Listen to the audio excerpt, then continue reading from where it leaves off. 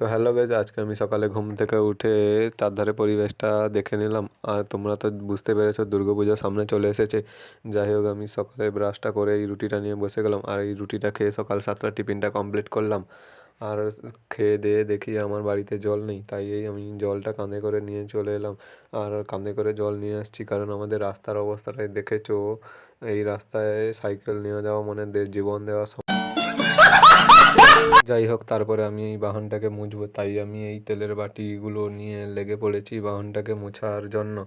তারপরে আমার এই বাহনটাকে মোছা কমপ্লিট করে আমি বাড়িতে চলে এসেছি খেতে। আর আমি এখানে পান্তা আর পেঁয়াজ লঙ্কা দিয়ে সকাল 10টায় জলখাবারটা সেরে নিলাম। আর জলখাবারটা সেরেই আমরা তিন বন্ধু মিলে বেরিয়ে পড়েছি শপিংয়ের উদ্দেশ্যে, কারণ দুর্গাপুজোর সামনে। তাই আমরা চলে এসেছি একটা জুতো দোকানে, আর আমার এই বন্ধুটা এক জোড়া জুতো নেবে, তাই আমরা এই